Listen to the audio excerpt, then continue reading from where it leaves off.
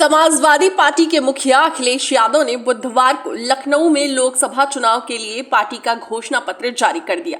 Vision document 2024 के नाम से जारी घोषणा पत्र को अखिलेश यादव ने जनता का मांग पत्र हमारा अधिकार नाम दिया है। अखिलेश यादव ने कहा कि सपा की कोशिश रही है कि जिन लोगों ने सुझाव दिए हैं उन सभी के विजन डॉक्यूमेंट शामिल किए जाएं। सोशल मीडिया पर जनता से जानकारी मांगी गई थी। कई संस्थानों ने भी जानकारी दी है। सभी को संकलित करके जनता का मांग पत्र हमारा अधिकार जारी किया है। अखिलेश यादव ने कहा कि सरकार बनने पर किसानों को एमएसपी की गारंटी दी जाएगी, युवाओं को रोजगार देने का काम करेंगे। आज भी गांव में 90% से ज्यादा युवा बेरोजगार हैं। ये सरकार आरक्षण नहीं देना चाहती, इसलिए नौकरी नहीं दे रही है। ये सरकार जानबूझकर पेपर लीक करा रही है, जिससे युवाओं को नौकरी ना देना पड़े। अखिलेश यादव ने कहा कि जो आटा सरकार गरीबों को दे रही है वो पौष्टिक नहीं है। हम आटा और डाटा का अधिकार मांग रहे हैं, शिक्षा को बेहतर करेंगे। बता दें, इस घोषणा पत्र में समाजवादी पार्टी ने पुरानी पेंशन योजना बहाल करने और महिलाओं को नौकरी में 33% आरक्षण देने का भी वादा किया है। इसके अलावा पार्टी ने सेना में भर्ती के लिए आई अग्निवीर योजना को खत्म करने का भी ऐलान किया है। सपा के घोषणा पत्र में केजी से लेकर पीजी तक की शिक्षा मुफ्त करने का भी वादा किया गया है। साथ ही जातिगत जनगणना कराने और किसानों को न्यूनतम समर्थन मूल्य एमएसपी की कानूनी गारंटी देने समेत अनेक वादे किए गए हैं। आटा और डेटा का अधिकार,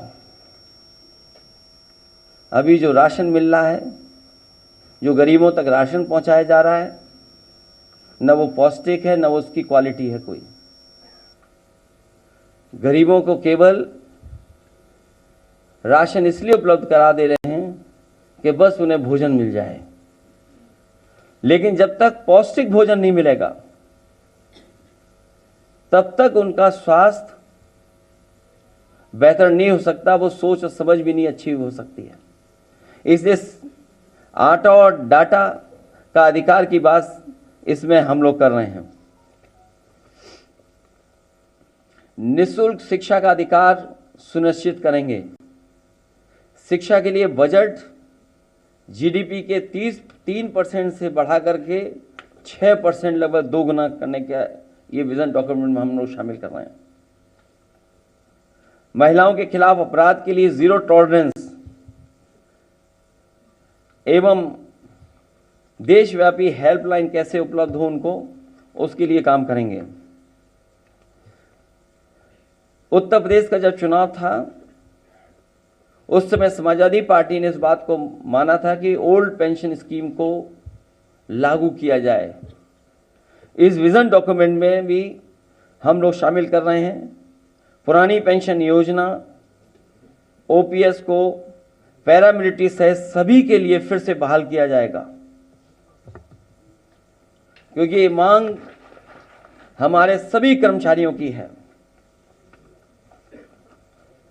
जिस तरीके से सीमाएं असुरक्षित होती जा रही हैं और समय समय पर अखबारों के माध्यम से कुछ और माध्यम उससे जो जानकारी मिलती है, भारत का कुछ हिस्से में बहुत ज़्यादा सीमाएं सिकुड़ रही हैं और इस सरकार ने जानबूझ करके अग्निवीर लाने का काम किया है।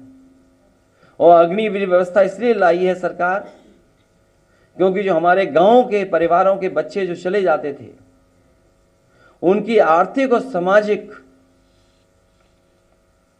दोनों पहलुओं पे उनकी तरक्की हो जाती थी, खुशहाली आ जाती थी, उन्हें सम्मान मिलने लगता था।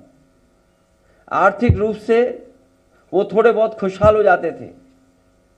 उनकी अगली पीढ़ी अच्छा पढ़ लिख लेती थी, नौकरी अच्छी पा लेती थी। इसलिए जानबूझ करके कि गांव गरीब के बच्चे पढ़ ना पाएं, आगे ना बढ़ पाएं, ये अग्निवीर व्यवस्था लाने का काम किया है।